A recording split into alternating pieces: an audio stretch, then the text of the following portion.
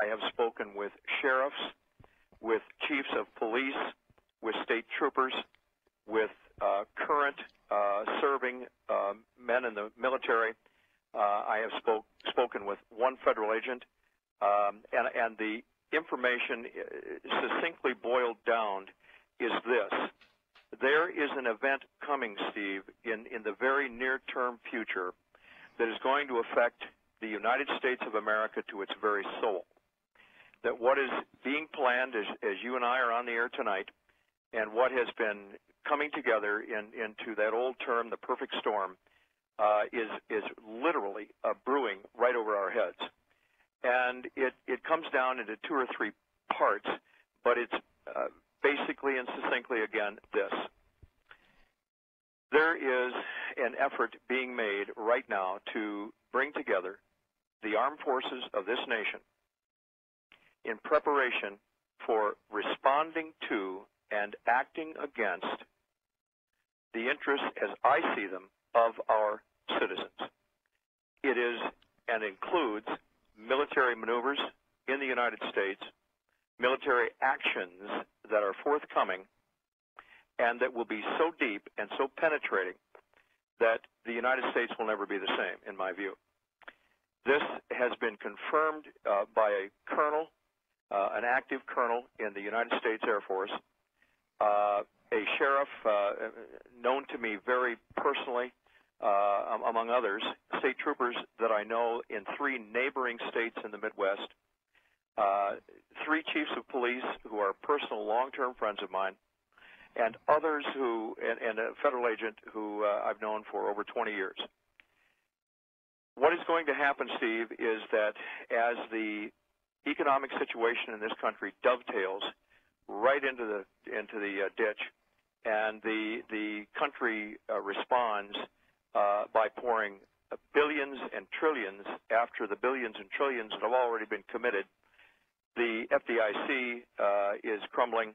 The Federal Reserve is facing either saturating the economy with more money and letting inflation do what it's going to do, hyperinflation, and so forth, that when this does become reality in the near-term future, near-term, and I'm speaking probably within the next 45 to 60 days, we will see a response that has been programmed and projected by computers of where the most vociferous and the most heated response will be from Americans who simply said, we can't take any more of this. We've lost all we can lose.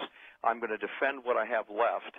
And the armed forces are being prompted to respond to this, not just simply in pacification, not going out there and being visible, not rolling their convoys through communities and states, but actually taking action against those areas targeted that are already targeted and were set up for targeting by the 2009 census, so-called census, which was nothing more than acquiring targets for targeting computers so that individuals, even communities, but certainly areas where the government fears the greatest response from the people when the collapse of what is left of our great republic occurs. And the armed forces, Steve, have been faced with a tremendous challenge, an almost unthinkable mission to plan for, and that is fighting against American citizens. Now, there are many out there who might be inclined to say, well, yeah, that's hypothetical, but do you really think it's going to happen? I've even had a couple of folks who I really think a lot of, and still do, but they just genuinely disagree because they said once that begins, that the casualties will be so enormous, and even within the law enforcement and military community, because the response will be heavy from the American citizens as well, that this is a formula for unmitigated disaster. And I've said, yes, I do believe it's possible. Yes, I do believe it's coming. And yes, the government, its last-ditch position, regardless of what happens in Copenhagen, regardless of what happens at the United Nations, regardless of what happens in the bowels of that whorehouse in Washington called the Capitol, regardless of what happens anywhere there, Steve, it boils down to this. The American people have reached saturation. It's been long and it's been difficult. you at the top of the list, Steve, and others, of course, have been diligent, have been absolutely prophetic, and have been absolutely correct in your continuing many multi-year assessment of what's been going on. And I can't give you enough credit, if that's the right word, but certainly perseverance and courage for doing what you needed to do, even in the face of personal danger. I am so grateful that you've done that, and to others as well. But what it comes down to now is, and I'm going to take just a break here, but it comes down to the American people you're hearing the last clarion call, the last opportunity, the last expose, if you will. Maybe not in terms of all of this, but we're confining this tonight to what is out there on the planning boards for this nation. And it's coming as a result of the failure of government to protect its borders, the failure of government to protect the American people from gangsters and corrupt politicians that have literally raped this nation from the inside out and the outside in.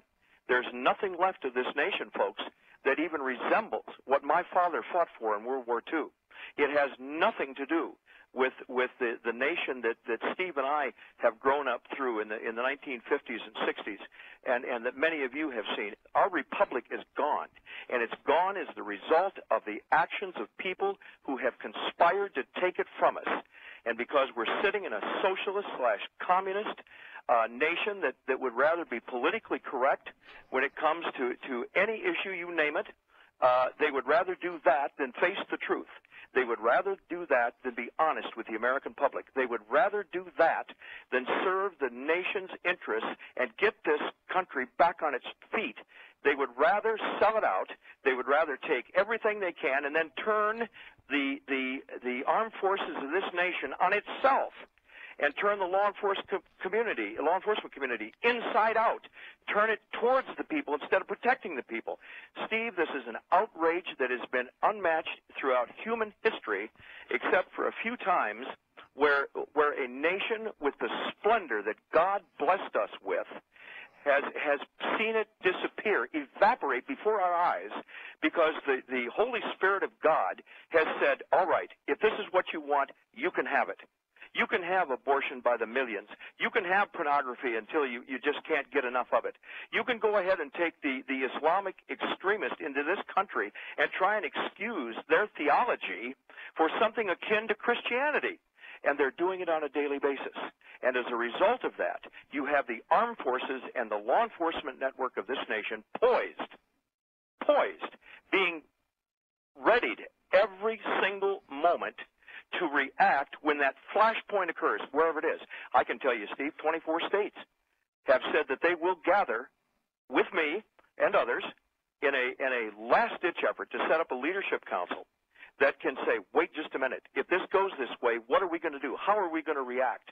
What is our position going to be? How can we possibly bring this around so that people who have been doing everything possible to protect their families and to protect their homes and to protect themselves have some glimmer of hope that when that moment comes, and I pray to God that these men and women in uniform, whether it's military or in the law enforcement community, will stop. They'll stop dead in their tracks, and they will say, no, I cannot do this. I cannot do this against my own people, people who have been downtrodden by a corrupted, tyrannical government that has no more interest at heart, the American interest at heart, than fly to the moon without a rocket. And because of that, I'm simply saying to you, Steve, we are at the absolute precipice right now. My colonel said to me, we have plans that if it gets bad enough, we will simply commence yard farming. Now, that's a buzz phrase, I guess, in the military. I was not particularly familiar with it. I've heard other things close to that. But meaning, in other words, if we have to, in the worst-case scenario, we will call in targeted airstrikes to neighborhoods, communities, in areas in virtually across some states, that they will call in with Air Force assets to take out whomever they are told to take out.